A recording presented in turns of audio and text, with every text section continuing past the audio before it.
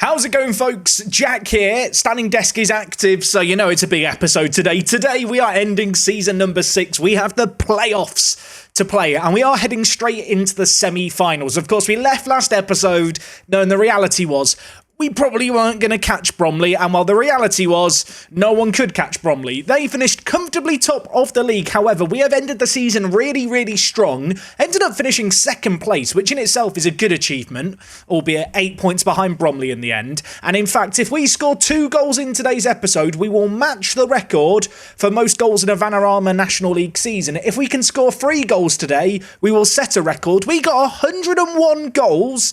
And well, I'm going to hope they're not going to dry up today. So the plan of attack for today is to take on Hartlepool in the first semi-final of the playoffs, and then come back and do the final today, and then end the season on a high and, get ready for a transfer special tomorrow, preparing for League 2.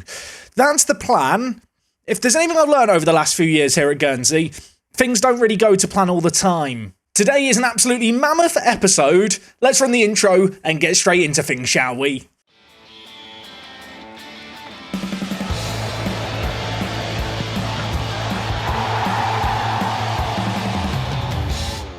Now, I'll level with you, I can't remember if I've actually used the standing desk in this series yet. If people don't know, the desk that I operate on, I can sit down or stand up, and for big occasions, I like to get a bit bouncy. I like to be able to run around, turn away in disgust when one-on-ones are missed, and well, the team we're taking on today are a Hartlepool United team that during this season, we actually beat twice, 2-0 and 4-2 away from home. With that in mind, I'm backing us to win this first match. Now, of course, we ended last episode with a really big win against Bromley, who were top of the table, but we kind of knew, having already dropped points against Dagenham and lost 3-0 in that one, it was not really going to change a great deal. And unfortunately, we couldn't close the gap. We did end up dropping a few points, including actually in back-to-back games after that Bromley game. If you thought that was going to give us some momentum, it didn't. We drew against Woking. We then lost against Fylde. That was a really disappointing result. They scored in the 95th minute. Yeah, not a good month, March. We also had our youth intake in March. You might be wondering, how was it? Bon appetit. I didn't sign any of them. Good news is, though, we did end the season on a pretty good run of form in the end. We did lose one game against South Shields, but in between, wins against Gillingham, Accrington Stanley, Chesterfield and Yeovil, 2 very good teams in our division, we managed to beat. The Yeovil result was a weird one, really convincing win, but the scoreline doesn't really reflect that. Our Conte superb in that game. We then beat Barnet 2-0, which condemned them to relegation, so sorry, Barnet fans. But today, we're ready and raring to go. 2 clean sheets in our last 5, some really good form. And I suppose that's reflected when you look at the form of our players in their last 5 games. There is just a sea of great green here. If I had one concern, it's Brandon Charles, who, well, he didn't have a good game last game of the season. And just in general, by his own incredibly high standards, he's not quite been at the races. I say that, Robbie Yer, end of last episode, I was criticising for having 2 goals in his last 10 games. He's now got 10 goals and 1 assist in his last 10 games. He really did take it to heart when I criticised him. Now, elsewhere when it comes to team news, one player who's not been available for selection for this good run of form at the end of the year was Hanusek. He picked up an abdominal strain. Apparently he was working too hard in training, lifting weights that were too heavy for him. Out for 4 weeks of that. Harry Kite did play in his place, and I suppose that's a decision I've got to make here. Do we play Harry Kite, who's been in some good form? Do I bring in Hanusek? You know what? Probably ignoring the attributes here, I'm going to keep my faith in Harry Kite, who, I'll level with you, I feel like used to be way better than he is now. What happened to Harry Kite this season? Is this season? Sorry, I didn't even clock the fact he's regressed this much as a footballer during his time at us. Are we this bad as a football club when it comes to training? Should I be more concerned about how bad he's got? He's only 27. It's not like it's old age kicking in. I now want to just go through the rest of our players and make sure that not everyone's declining at this kind of rate. I mean, maybe we do need to go pro sooner rather than later, because apparently just the players don't train very well. I mean, naturally, they only get a few training sessions a week. I didn't realise how bad our training's been. I mean, that's a cause for concern. Has anyone seen anything like this before? I don't think I have. Not really the ideal moment or time, is it, to realise we might have a training issue? All the more reason to try and win today and go pro. Just as a reminder, we are a semi-professional team, which does mean when it comes to our training, we actually don't get many training slots. Our players train part-time. We can't really develop our own talent. And obviously our coaching staff aren't the best anyway. I'm really bamboozled by that. Right, you know what? I'm just going to try and put it to the back of my head and ignore it. What I should acknowledge is the fact that this is actually the last game of the playoff semi-finals. We already know who will play if we win this one-legged affair. It will be Dagenham and Redbridge. And if we just look at the kind of tree from the first round onwards, you can see here, Hartlepool have already beaten Chesterfield. Just as a reminder, Chesterfield, the richest team in the league, they have double the wage budget of anyone else. They crashed out. I'm kind of glad that Hartlepool won this one. Does make me a little bit more wary of them though. Now, like I've already said, we actually ended the season with a really good run of form, and with that in mind, and given the fact that Harry Kite's played very well, he's going to hold down his spot in the team, and I really don't want to change anything. I am, however, you know what, I'm going to do this. I'm going to criticise Brandon Charles' recent form. I shouldn't have done that. I shouldn't have... I mean, he's got a 6.9 rating and 2 goals. It's not actually that terrible, but by his own standards, it's not good. I have been a bit harsh. I'll admit it. Sorry, Brandon. Right, now that I've done ruining morale ahead of the biggest game of the season, here is the team available for this game, and here is the team that we are going to go with. It's fairly standard by all accounts. McDonald in goal has been a bit of a hit and miss goalkeeper this year, although I will say his form to end the season's been really good. He's been keeping some important clean sheets, which is nice. Elsewhere, McGuinness, Benjamin, Williams, Perner, that has become, at least right now, the go-to backline. Perner has kind of just had a bit of a renaissance at left back. Of course, he is a player who has played all over the place for us this year. Tony Gallagher had been playing left back. You can see his form to end the year just hadn't been very convincing. So with that in mind, Perner's been doing pretty well by all accounts. So he's going to start at left back today. And as you can see, alongside Falbo, the other Italian in our team, they've got a lovely, sexy green link between them. So they're like this. I don't know which one of them's on top, but that doesn't matter. Elsewhere in the team, our Conte has matched the record for assists in a season in the Vanarama National League. A little bit surprised by this. In this save game, and I think this only goes back as far as the start of the save game rather than historically, although maybe it doesn't. The record for Vanarama National assists is 15 in the season. He matched it on the final day of the season. If he gets any assists during the playoffs, Tariq will go into, well, Vanarama National League history, which is a very important bit of history. It has its own Wikipedia page. So, yeah, if he gets an assist, we're going to go mental. And of course, up top, like I already said, Charles hasn't been in the best of form, but Yor has been very, very convincing as of late. So, Robbie, I'm looking at you to be the difference maker as we take on Hartlepool. Also, he is wanted by Chesterfield. Of course, it's Chesterfield that want him. Anyway, this is the team and the tactics we are going to go with for this game. Let's submit the team. Let's get into this. I am nervous. It's a single-legged playoff game, which always opens up its own can of worms. There's always the nerves you're going to bottle it. We just have to win 2 games, and we're out the Vanarama National League, which I would argue, up until the championship with this kind of save game, is probably the hardest league to get out of. This is a super competitive league. Only 2 promotion spots in this big playoff format of single-legged games. There's a bit more room to bottle it as the better team in the playoffs. And I suppose, having finished second, we do kind of have to view ourselves as the better team going into this one. I have noticed I'm doing some nervous fidgeting today. I'm bouncing up and down. I'm like a child. They've got a free kick. I don't like this. Get it away. Good header. Conte heads it on its way too. Gibua, I mean, maybe a chance of a counter-attack here if Gibua is smart about it. Gives it to Yor in a wide area. Kind of the player you'd want to be in the box in this situation, but he's holding it up pretty well. And that is the softest penalty I've seen, and now Brandon Charles is taking the penalty. Now, the question here is, if he misses this, is it because of my team talk? Or maybe the talk that I had with him, if I hadn't done that, maybe the penalty never would have happened. He's missed it anyway. Now, the question is, had I not annoyed him, would he have scored that? Would it have even happened? We may never know. It's the butterfly effect and all that. But, yeah, that really does sum up Brandon Charles as of late, doesn't it? Missed penalty in the playoff semi-final. I really hope it's not going to be one of those days. I say that, there's another highlight right away. Inside 10 minutes, if there was any risk of this being a boring game, I think that's already been eradicated. We've missed a penalty, but maybe a chance here. Charles, a redemption attempt. One-on-one kicks it straight at the goalkeeper.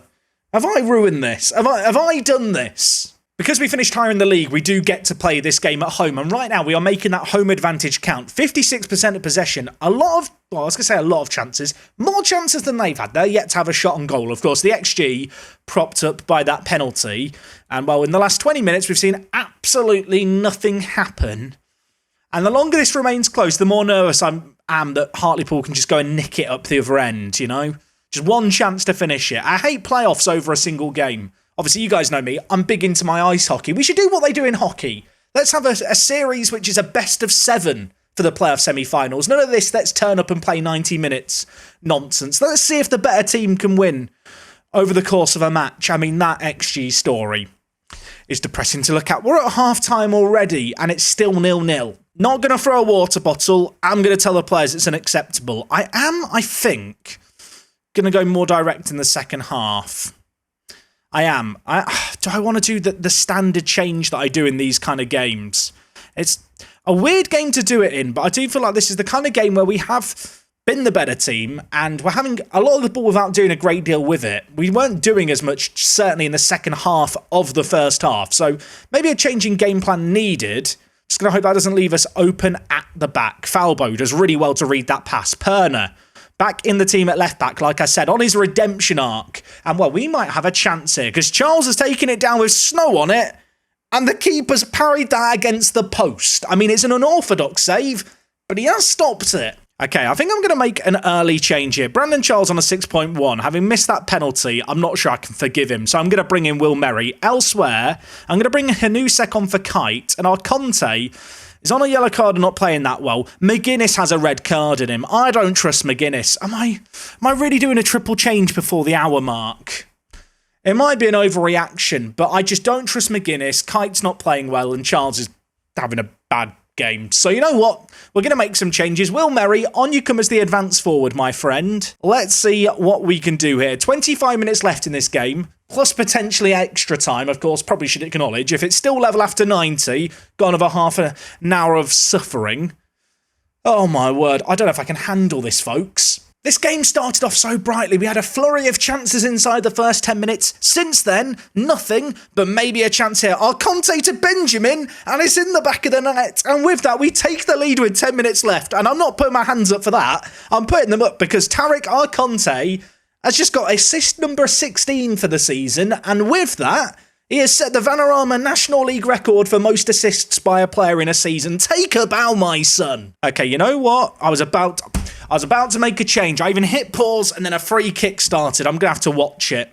They've got more men in the box than we have. They've hit it from range. It's gone over. Right, pause the game, make tactical changes. So I'm going to switch to positive. I am going to just ask the players to lower the tempo and shorten the passing a little bit.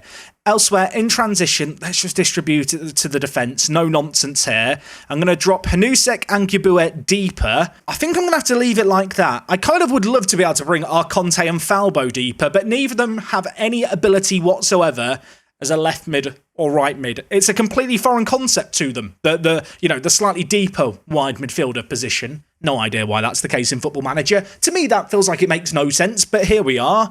So instead, and I'm hoping I'm not going to regret this, we're going to be sensible. We're just going to try and shut up shop here.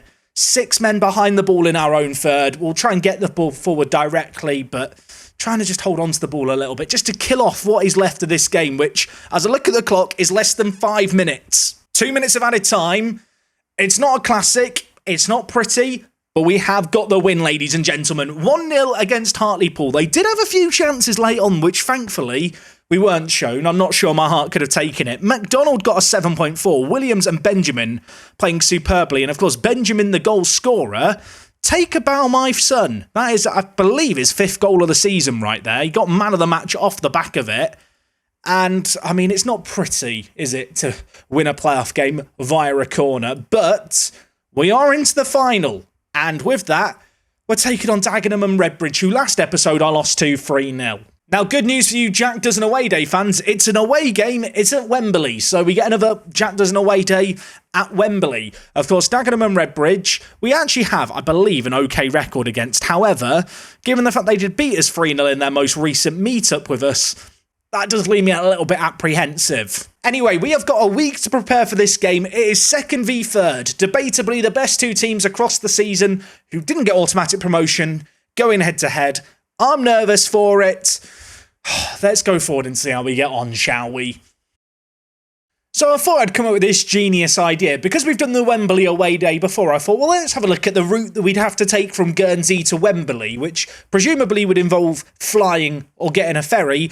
Bad news, Google Maps cannot calculate directions from Guernsey to Wembley Stadium. I can only assume that Google do not care enough about Guernsey to display flights from Guernsey onwards or ferry options or anything, which I'm going to try not to take offence to, but yeah, we have got a Wembley away day, and just as a reminder, because Wembley hasn't moved since we were here 2 years ago, remember? Vanarama National League South playoff final then. We're going to look to make it 2 for 2 as we head to the home of English football, Wembley Stadium. Now, of course, last time I was at Wembley, we accidentally stumbled upon a match that I had actually been to. Not sure we can expect that today. We've got a few different photospheres, and there is a real temptation to go and look at what all these dots around here are, but I'm sure we'll come to Wembley in the future, so maybe we'll save it for then. So instead, I'm just going to click on this random dot here, and it is September 2017. This is like detective work. Okay, it's not a football match going on at, well, it is a football match going on at Wembley. It's not the typical game.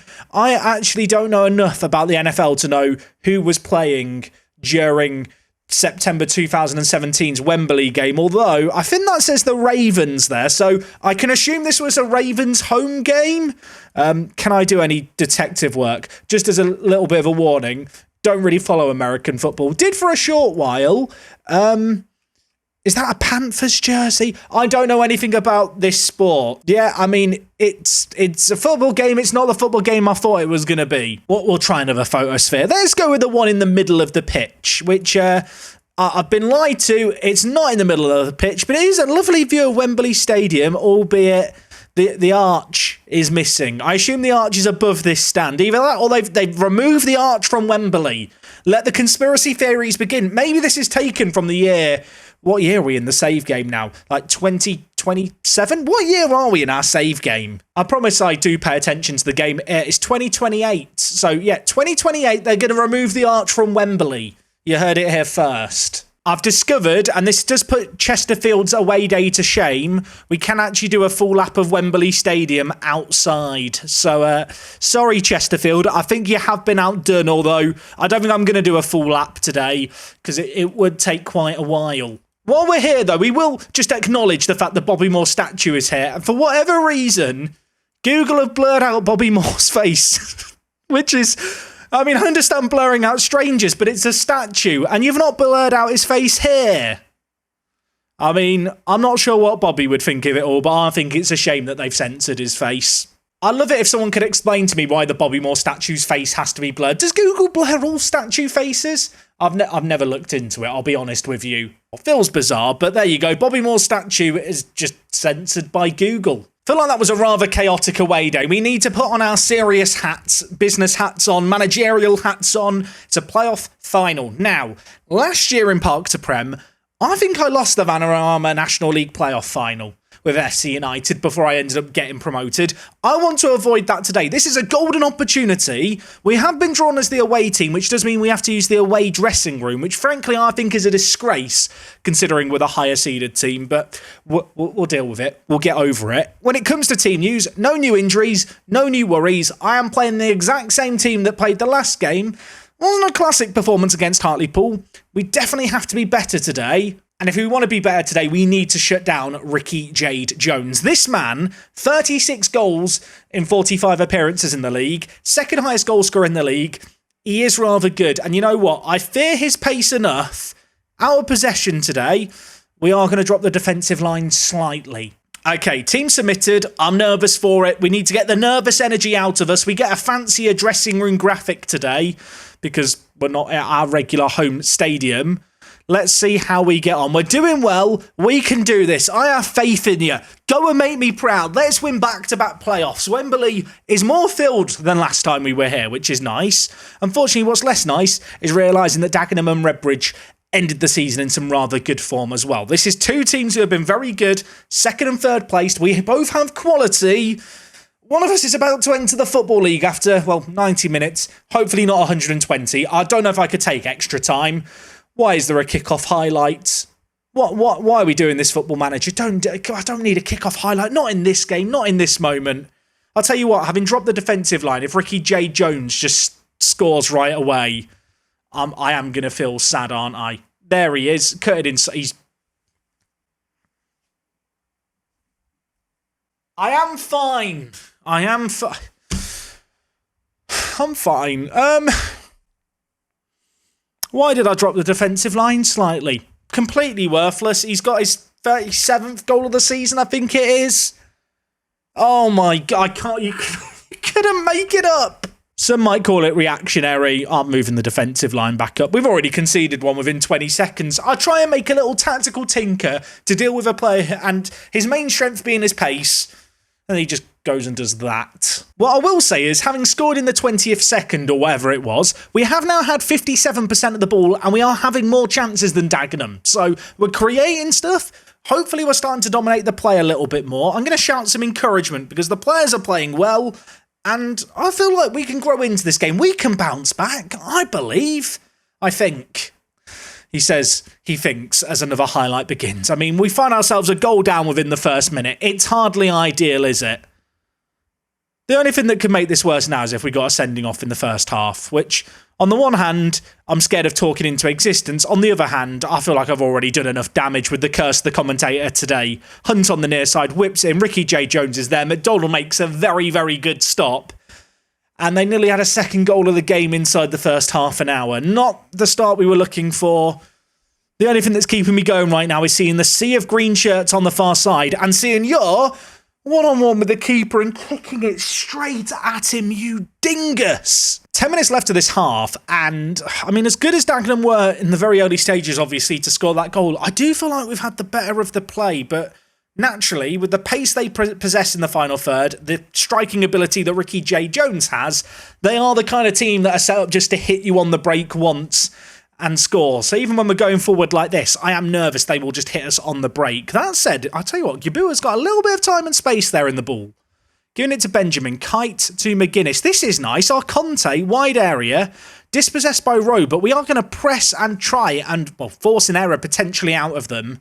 Keeper's forced to go long. McGuinness wins the header. Yabua with it. The man who's played the most minutes outfield for us this year, I believe, Yabua, and it was a good ball that was red, but I'll tell you what, Alessandro Falbo has picked that up, and that is his fourth goal of the season, and it's come from absolutely nowhere. I wasn't expecting that to go in. How's he managed that? I mean, Kabua's ball to Falbo wasn't ideal, but Wolf gets caught in possession. Falbo takes a couple of touches, hits it on the outside of his left foot, and, I mean, he's not done a load of goal-scoring stuff from that left-hand side. That is a bloody good moment to find your shooting boots. Couple of minutes left of this first half. It's not been a classic, really, although 1-1 at the break, I suppose, is fine. It's been a very, very even game. That must be said at this point. You know, you can look at the shots. They're pretty even. We're edging out possession, having a few more corners, but not doing nearly enough with them. At the break, I'm going to tell the players it's not good enough. Brandon Charles just isn't reacting well. I'm going to tell the players, or rather the attackers, you weren't bad, but you can improve. And I'll tell you what, Brandon Charles is motivated. Watch him score now. I'm a genius. I do feel like in the midfield we might be losing the battle a little bit. I'm looking at Hanusek on the bench thinking your 14 passing might be very useful in this game. Perner cutting in from that left back position. Plays it forward to Charles. I gave him the team talk. I've bigged him up. He's hit it. And he probably should have squared it to Yor, who was through on goal. But he did force a good save out the keeper. We showed a lethality from corners last match. Can we show it again here? Kite doesn't beat the first man. Have another go, mate. He puts it in again. Charles, have another go. Third time's the charm, Kite. Third time, he's lost all faith in his own ability. He lays it to Williams. Perner now with it. This is the pointless highlight I complained about last episode, isn't it? Unless, Benjamin, you're under it, can't get there. Our Conte headed away. I mean, we're committing men to the attack. We've got them in the final third here. I mean, what's happening? What is this? Nothing's going to happen here, is it? Or is it? The longer it goes on, the more I believe something's going to happen from nothing. Benjamin Switches it to Perner. He's going to play it to the goal scorer, Falbo. Kite, Williams, forward. Not won or even challenged by Charles there. Wolf now bringing the ball forward for them. He was caught in possession for the first goal, looking to make amends. Ricky J. Jones is through one-on-one. I hate this man so much. It's his 50th league goal for Dagenham and Redbridge. Well, isn't that nice? Oh, he's got 16 acceleration and 16 pace. And in a league where pacey strikers are rather good, he just gets in behind like that, the number 9, sits our keeper on his arse and scores his second of the game. Right, we've got to make some changes here. I'm going to go for the standard change. The change that we've done fairly regularly over the course of this year. We are going to look to get it to the flanks. We're going to play wider as well, and I'm going to make some changes. Hanusek's going to come in for Kite. Elsewhere, Charles is on a booking and just not playing well again, which is really disappointing. I'm going to move our Conte into that advanced forward role, I think. The kind of Mr. Assister of the team this year is now hopefully going to turn into Mr. Goalscorer. And Charles, who is a player who a few matches ago I wouldn't have dreamed of coming off and taking off, is going to be hauled off here when we're desperately in need of a goal. 57 minutes played. Going to make this double sub. I don't know if this is a highlight born out of the fact that I paused straight after the goal or if something's actually going to happen here. Kite. I mean, if Brandon Charles scores now, right as I'm about to sub him off, that would be awkward. He's going to put it in towards Yor, and their keeper collects it. It's so disappointing. Okay, made some changes. Highlight instantly. Now, this could be a moment of genius where we all look at me and go, wow, Jack, you're so good at the game. Or they're about to go up the other end and score. Jones is through. Tanner Jones, the Welshman, does whatever that was. Was that a shot or a cross that was blocked? Either way, that was the highlight. Free kick, Hanusek on off the bench, on his left foot, forces a save. Oh, Conte's there, though.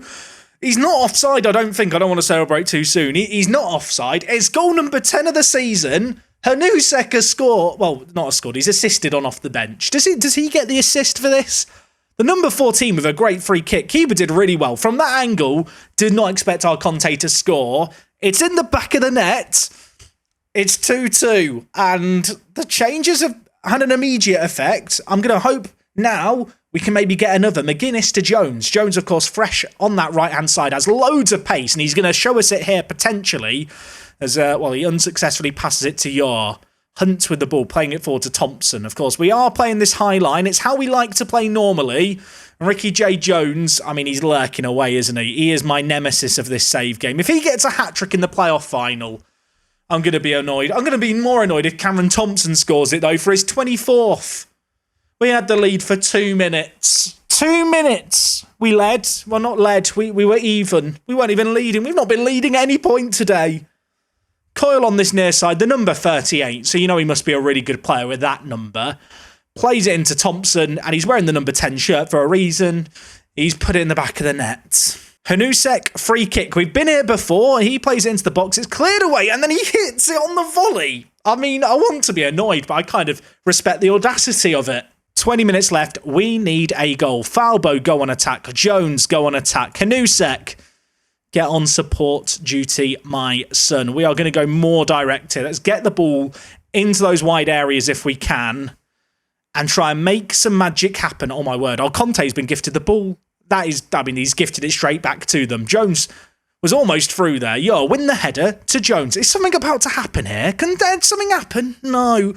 Jones has a shot. It's saved by the keeper. I'll tell you what, though. Since we made some changes, lots of highlights going through Jones. Unfortunately, they've not actually produced anything, but maybe a chance. No, he's offside. I thought Yor was about to be through one-on-one there.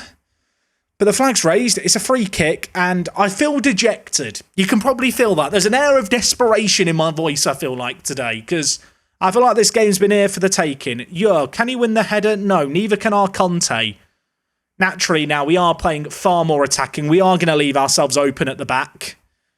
And Ricky J. Jones is through, still looking for that hat-trick. His shot is deflected into the hands of McDonald. That had a chance to go really south, so I'm glad the keeper's collected it. He's now going to look to go long to Yor, who can't win the header, which is the one thing I need him to do. He is a bit of an aerial machine, Yor. That is his job. So the fact he's not doing his job in this kind of game is somewhat concerning. Coyle to Thompson. They've scored again. Is the flag raised, linesman?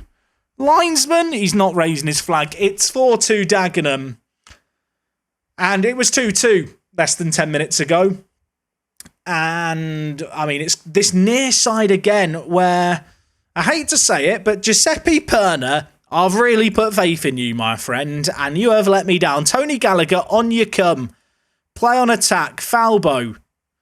You know what? We're gonna change some stuff here. Falbo can play as a striker. Did you know that? You do now. He's going to play as a striker. Jones is going to play through the middle. We're no longer going to look to hit it into the wide areas. We're going to play through the middle and play narrow. Yeah, I know. It's a really imaginative strategy, this one. In transition, distribute it to the playmaker. Distribute it quickly. Just press as high and as hard as you can. Get stuck in. That's the instruction that's really needed now.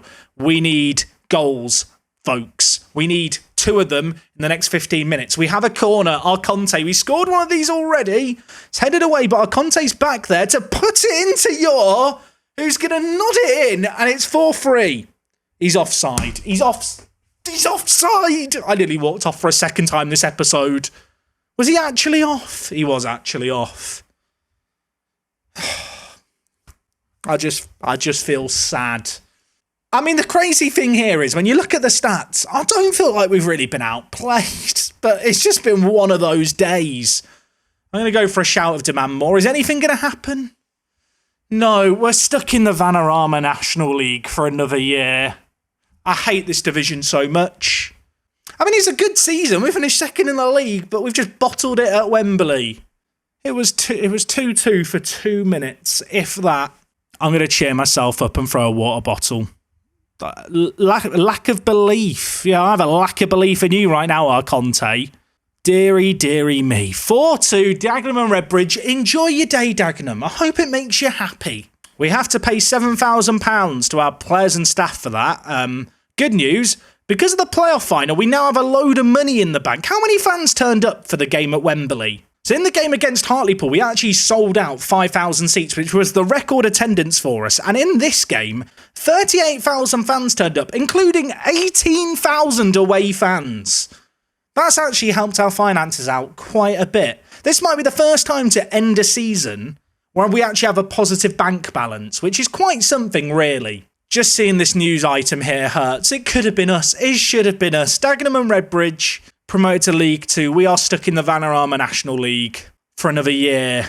Yeah, I am feeling pain right now. The worst thing about all of this is I now have to do the end of season, like, spiel bit, you know, where we just look at the sidings of the season and stuff. The board have set the budgets. Wage budget 17,000, transfer budget 67,000. We're currently spending 12,000, but our committed spend is 10,000. That is a big increase on last year. That's quite nice. That's cheered me up just a little bit. Just dawned on me, we've now got a transfer special tomorrow where I'm still in the National League. We could have had a really exciting transfer special of trying to sign players for a new promotion. Instead, I'm here where, well, good news, Brandon Charles has won Player of the Season. He's bloody brilliant, top goal scorer, Manager of the Year shortlist. Apparently, I'm not amongst the front runners. That stings. I'm just hitting continue because I want to end today's episode, hoping the end of season thing is going to appear in a continue or two's time. The transfer window's open. I could be doing signings and stuff, or at least planning them. Or something. When is our end of season meetup? What am I hitting continue for here? Here's our end of season review. I'll tell you what, there wasn't a word count to hit, was there?